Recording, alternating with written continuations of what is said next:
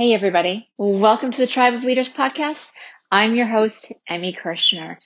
I am just beyond excited to be having Cheldin Barlatt Rumer back on the show again today. She is my first repeat guest, and I interviewed her right at the beginning when I started this podcast, and it's amazing what just a year can do in changing your leadership.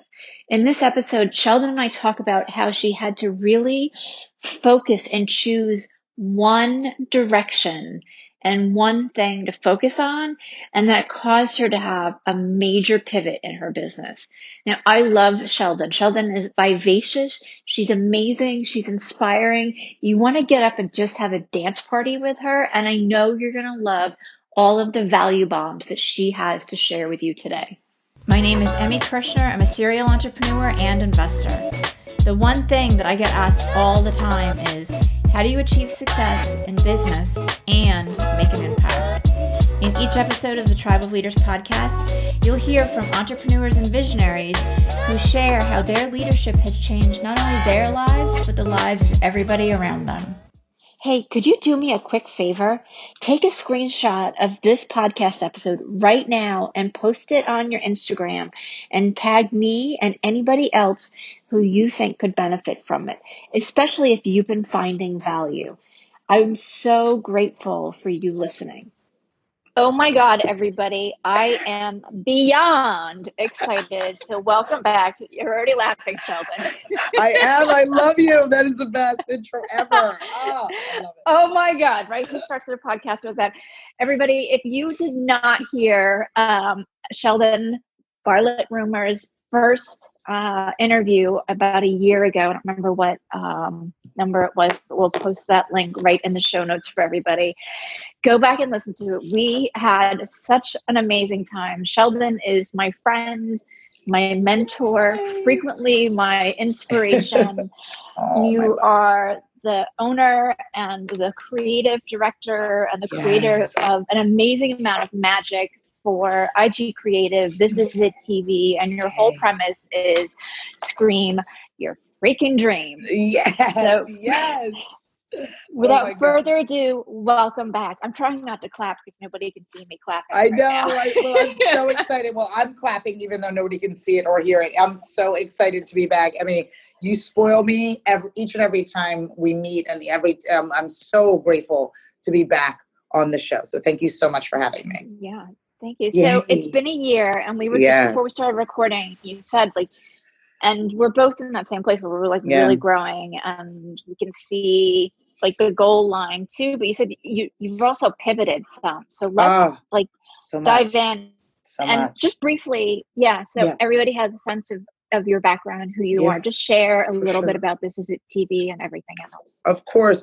So thank you so much for having me. I am the host, executive producer, and in essence, CEO of a company called IG Creative. We produce the This Is It network. And so my personal talk show on the network is This Is It with Cheldin. But we also produce 14, over the course of this last year, 14 additional digital shows for influential women that are primarily based here in the tri-state area, in the area of the Philadelphia and respecting area. And so when we originally started a year ago, the focus was really about encouraging people to no longer whisper their wishes, but in fact scream their dream. And that's really my mission, my personal mission, the mission of IG Creative and respectfully This Is It TV and the This Is It network.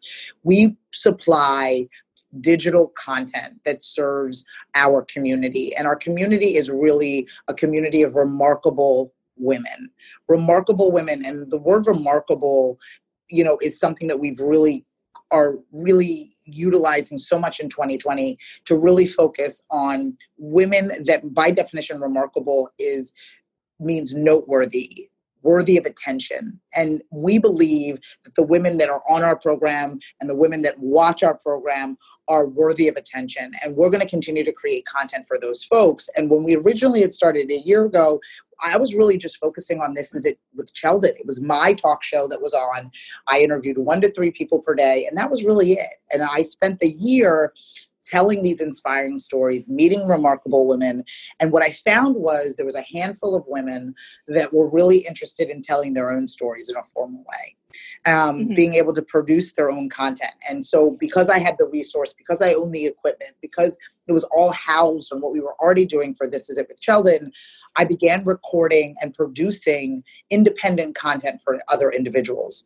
What we found was that they didn't have the necessary resource, market, or audience that This Is It With Cheldin had. So what we did was we started to share not only produce their content, but distribute their content to our market. And the This Is It network evolved. It evolved in a pivoted way to say, okay, we were producing our own show. Oh my goodness, there's a need for other people to have their own shows, independent shows.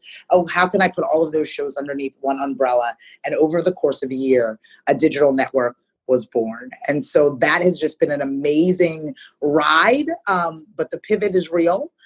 Because now we're in an evaluation space. What is working, what isn't working, what shows make the most sense for what it is my personal mission is and the mission of the company.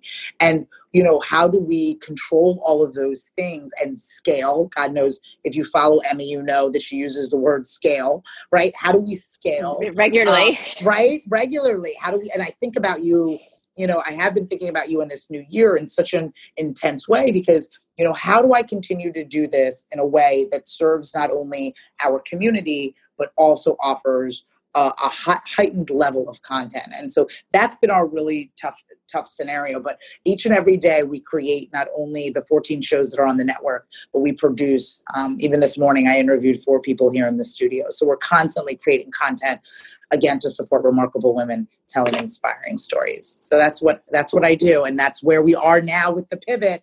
That is pretty intense. Yeah. So what's your biggest learning as you're pivoting and really taking in, because you've been doing this for a while, and for a while it was, you were kind of the one woman show, and now you have a team. Yeah. And I scaled up, the biggest challenge for me, I tend to, and some of you may feel the same way, is that I tend to follow the bouncing ball. Right? Something amazing happens, some amazing opportunity. Because especially in our space, right? I'm like, there's always somebody who has an amazing thing or a new concept or something else. And especially being in the media space, I'm really being inundated with people that are always doing wonderful things. But what my personality lends to is me being distracted by those things. So one of my largest challenges, right, is staying focused, not because I don't love what it is that I'm currently doing, but because there's so many shiny objects that are like really in the distance, right? That are like, oh my goodness, if I did this, right? Yeah, and you're creative too, so it's easy to have some of those shiny objects and then be like, oh, I can create this with it, and look how I can expand over here, and it really it broadens your focus and your perspective and what you're offering, I think, too wide or widely. Right. And it makes it it dilutes what it is that I'm doing. And I find that following the bouncing ball really distracted me from my core values. I mean, this year we've identified what our core value. I mean, we weren't talking in terms. I had identified no longer whisper your wishes. In fact, scream your dream. It still drives me. But from that, you still need to identify who your audience is. We identified that as remarkable women. What is your product? Inspiring stories. I didn't have that a year ago, right? I didn't have that language. I didn't have that concentration. Once you adapt to that concentration, then you have a job to do every morning, right? Connect with remarkable women, tell inspiring stories. It's not as ambiguous as it used to be. And the challenge is staying really focused on your core value, focused on what it is that you're looking to do so you can get to your goals. But that's a challenge. And I think that not a lot of people think that those that are doing it are still challenged by it. That's a muscle that I have to train every day to make sure that I'm not following those bouncing balls and I'm not being distracted by things, right? It's the truth, that by the shiny object in the corner. Oh, maybe I should do this instead, or maybe we should add this to the roster of things in which we offer. Like, it's so easy to create layers as opposed to focusing on your core layers. And that's always been a real challenge for me. Yeah. And well, first of all, let me ask you this. What is inspiring for you? Like Right. what qualifies as an inspiring story? Right. I love motivation and movement. I really think an inspiring story is what gets somebody to move or be motivated to move. And I think that some people, and even in the, there was a lot of in my mind, I challenged myself in the whole scream your dream philosophy, because I do think a lot of people scream, but have nothing to say. Right. And so for me, it's really important that the scream is based in action and intention. And I think that that's what I mean by an inspiring story, is that there is movement based on it. So if I tell the story, it encourages you to move, to do something, whether it be physically, personally, or professionally, right? You watch a show, you watch an interview, and you're like, I want to, in simplest forms, buy that. I want to attend that event. I want to learn more about, I want to reach out to that person. I want to email that person. That's an inspiring story, a story that encourages movement and motivation. And that is what we try to do each and every day. And that's our definition of that. And that, if it's not motivating, meaning if it doesn't have a positive angle to it, and if it doesn't encourage some type of movement, it's not inspiring for us. If it's just talking for the sake of talking, what is the inspiring story? Like, what is that angle? What is the call to action as it relates to being positive or creating some sense of movement? Yeah. I absolutely love that, because there's so many people who do have inspiring stories where not only do you want to invest in them, but it's a change in yourself. Yes, it is. And I think that people struggle, that, I love personal branding. It's part of, what it is that I offer and how it is that I work with people. And I think that so often people are focused on the product or service, and they're not focused on the experience or the personality. They're not focused on that. And they're, and that's the difference. That's the inspiring story. That's the motivation. That's what creates the movement, is you really focusing on that personality and that experience, and being able to have that shine through. If you've ever met Emmy in person, she's a movement. Right? She's a movement. Like you feel it. No, you feel it. And you know that you're there for the right reason, and you're grounded in your mission. And it forces people inadvertently to be grounded in theirs, or at least question why they aren't grounded in theirs. And that's what that's the inspiration, right? If you look at something, you watch something and you say, I want more of that. How do I get more of that? How do I buy that? How do I attend that? How do I participate in that? That's really where the magic happens. And we want to do, we want to do more of that. So inspiring stories is definitely part of our mission. Fantastic. What have you had to let go of so that you can completely and solely focus on inspiring stories? Yeah. I mean, for me, it's really been, I don't know if any of you are this way. I felt, and it's a commodity. I feel more, I feel as if what I'm building is real the more people I have around me versus the quality of people that I have around me. So what I was doing was I was surrounding myself with anybody who would pay attention to what we've got going on, in the grateful nature of it, right? I was just so happy that people got it, or that they were into it, or they were excited about it.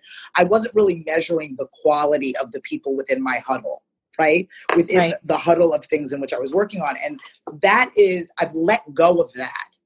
And that was an insecurity of mine. It was like wearing a lot of clothes because you were insecure about your body, right? I was insecure about what I was building. So I was surrounding myself with a lot of people, right? And that is opposed to the right people. Doesn't mean that those people are not part of our audience and our ambassador programs and other scenarios. They just don't necessarily need to be part of my intimate huddle, in which, really manages or controls the trajectory of our business. And I've let go of, not disliked and not in an angry way, just have departmentalized, relationships that aren't serving the growth of my business. And that is what I've had to let go of, and not let go of the people as personalities, but just as it relates to their role in what it is that I'm building. And I think that was a hard thing for me, right? Like, cause when there's a lot of people around you, you feel as if it's real, it's happening. And so what you found yourself doing was working for all of those people, as opposed to working for your dream and your business. And the minute that I let go of all of that, amazing things really started to develop. So yeah, letting go of was a huge, but hard, but very, very hard, right? There's emotion in that, there's emotion in, letting go of relationships that don't serve you any longer, or having to be mature enough to identify that they no longer serve you. Right. Is really, really difficult. And so that for me is what has been a real big challenge. I think that's so brilliant because, it goes back to what we've all heard. And I think some of us really look at that more seriously. And clearly you're in that space where you are the sum of the people that you're hanging out with. Right. And right. If you've got all those people too, then you're getting all those opinions, and then there's a lot of conflict. 100%. And again, it becomes a bouncing ball, right? It becomes more of that distraction, as opposed to you really staying focused on what it is that you're building. It becomes really, really a distraction. And so, my goal is to be less distracted and be surrounded by the right people, not just all, in the intimate form, and then leave the community building to our audience and the people that enjoy the content that we're creating, as opposed to looking to take care of everyone in an intimate way. Right. So what's your longer term vision as far as sharing these inspiring stories and what you hope to accomplish with your growing community? Yeah, so our goal is to continue to grow as a national minority female-owned digital TV network, and really be able to tell the stories from a grassroots level up, these inspiring stories, and connecting people to a community of remarkable women, across the country and globally. And to do that, that means that we have to have our own application. It needs to live on an app of its own, where you can go and find Emmy's content, and go and find This Is It With Cheldin, and go and find really unique content, and follow the storytellers within the application. Follow these remarkable women. That's really one of the things that we'd love to do, and we're really gearing up to do. That's more of a short-term goal than even our long-term goal. Our longer-term goal is to make sure that we give various forms of content. So right now, our form of content is digital video, less than 10 minutes at a time.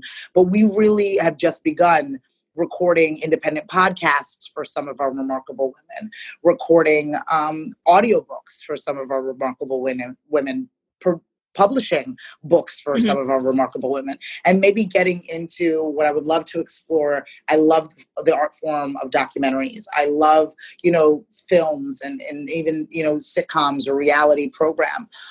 Really being a hub and a home for really where remarkable women can find inspiring stories of all kinds in all different types of platforms. So that's really our long-term goal, to make sure that if you come on to the This Is It network, if you favor audiobooks, or if you favor the written word, or if you favor video, or if you favor documentaries, that that you're going to get that content once you log on or download what it is that we're producing. Amazing. So really, you're looking at growing a media empire. 100%. Unapologetically. And the funny thing is that if 3 years ago, that would have been an egregious, kind of thing where I'm like, oh my gosh, that sounds so daunting. Like, I'm building an empire. Our empire is small, but we're building it, and what that will look like in 5 years versus what it looks like today. I'm just really embracing the challenge, and I think really staying focused on our core values, focus on, really, again, remarkable women, inspiring stories, really focusing on that, providing a platform for folks to scream their dream, really being focused, will afford that journey to be more comfortable. Again, if I avoid the bouncing balls and following the shiny objects. Yeah. So you've let go of, people that weren't serving with you in your inner huddle and everything.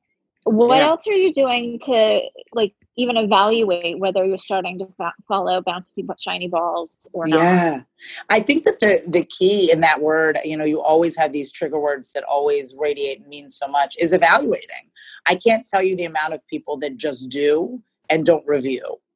Right. So I think that's the issue is, it's like you're just running through life, especially in the entrepreneurial space. Like, we're just happy to be functioning. Right. Like, I can't even review it because I'm just happy I got it done. Right. But the power is in the review. The power is in, how did I get here? And that's what this real transition, this tough pivot time has been for me, because it's been like, is this, or the show that I produced last year, is that show working? Or was I just happy to have it? Right. And that is going to lead to a lot of tough conversations with a lot of talent that, that are storytellers. But is that show serving us? Like, we could continue doing it, but we need to review it. So that reviewing part, that evaluation of what it is that you're doing, is monumental in your growth. It is not enough just to do and just to participate and just to put one foot in front of the other and just to make, just to create. You have to evaluate what you have created to see if it's serving you. And our goal is to continue to do that, each and every day and regularly, and then act upon that review. So not just review it and say, okay, that stunk, or this is really awesome, we're killing it. Okay, how do we elevate what's working well, and how do we eliminate what's not working? Brilliant. Yeah. So you're really looking at results. You're far more results driven than you have been. 100%. And in all fairness, I'm kind of forgiving myself for not being as result driven in the past. I mean, you have to do, right? You do have to do before you review, right? So there can't be just reviewing without, actually taking, all of the things in which you have built to work for you. And I think that that's really what we're thriving in right now, is like, okay, oh my goodness. To your point of building the empire, oh my goodness, Cheldin, you produce your own show, you host your own show, and you aid in producing 14 other shows. Holy cow, that's a lot. I deserve the right to review it. Absolutely. I deserve it. And I think that I wasn't affording myself the ability, because we're constantly on this treadmill. I'm going to do it, and one day I'll do it, and it's not ready, and it's not built yet, and I'm not going to, I'm getting off the treadmill, and I'm saying it's built. Let's make it better, right? Because we're always chasing the carrot. It's never good enough. It's never done. I'm in the review space of like, oh my gosh, I'm patting myself on the back. I'm forgiving myself for my mistakes. And I'm saying, let's make this better. Let's make it better. Let's review it. And so that's you hit it right on the head when it's, about the evaluation. It's about that. Yeah. That's the important piece. Yeah. So that'll be an obvious question, because that I'm a planner geek and I love scheduling everything. So are you schedule? Yeah, such a planner geek. Yeah. So, like, are you scheduling that time in on a regular basis, or is it something that like you moved the needle so far and then you look at what you're doing? Like, how are you doing that so you can review effectively? I mean, I think I have to admit, it was reviewed nothing. Happy New Year 2020, review everything, right? Okay. Now that we've reviewed, we literally took a break, and that break was uncomfortable. The break was uncomfortable for our talent. That break was uncomfortable for, our team, or that break was uncomfortable but I knew that I had no other choice, right? I had no other choice but to do the business a service and take that break and to live in the pivot, right? What is it going to be? What is it going to look like? I couldn't pivot simultaneously. I had to be able to say, rip it off like a Band-Aid. We're going to make this move. We're going to ask for bigger and better. We have committed to being a minority, female-owned digital TV network that is going national. I have to say it out loud. I have to live it. And so there was a big evaluation. There was a big review of the do, right? Now I have to make sure that weekly we're checking in to review what's happening on an ongoing basis. I come from the restaurant world. That's where my career kind of started, was hospitality and restaurants. And we were only as good as the night's ring, right? We were only as good as the week's ring, and then the month ring, and et cetera. Like, we lived in the day-to-day. And even in the day-to-day, our profits lived in the 10 p.m. to 2 p.m. timeframe in the nightlife space, right? So here in Philadelphia. So I was comfortable in my former life living in the minutia of that, living in the specific time frame in which you needed to make money. I'm taking that skill set and applying it. Like, are we reaching remarkable women, telling inspiring stories this week? Did we hit our benchmarks this week? And if I do that for 52 weeks, I can ensure that I'm following my goals and reaching my objectives. And that's what I'm committed to doing. So it took time to recap all of 2019. My goal is to do it week by week moving forward. Beautiful. I love Yeah. that because you're right. The consistency of doing it week by week Yeah. is going to completely build your empire. Oh, thank you. I hope so. I hope so. I know so. I know that's, there's a reason why it is called This Is It, because I'm planning on doing nothing else for the rest of my life. And so, or at least my working time. So this is literally it. I'm not doing anything else. What a great way to burn the boats, the bridges, everything else. There's no looking back. None, zero looking back, and it's been an exciting ride, but there's been a lot of valleys to the hills. There's been so many more valleys than there are hills, truthfully. But it's about reflecting on those and having that be part of the review and having that be part of the the evaluation and what does that look like. And so yeah. Right. Well, and I haven't talked to a business owner yet that hasn't had the valley and have that be the catalyst for incredible growth. Yes. I mean, I'm excited for it, and we feel it now. We feel the trajectory of it now, and I'm grateful for the valleys. I mean, we're still digging out of a few of them, but the fact that we are digging out of them is really going to be the testament to the strength of the business. So. It's amazing. So share with everybody where they can find you and how they can watch This Is It TV. Yes. Okay. So you can find us everywhere you can find at This Is It TV. So it's all one word together at This Is It TV.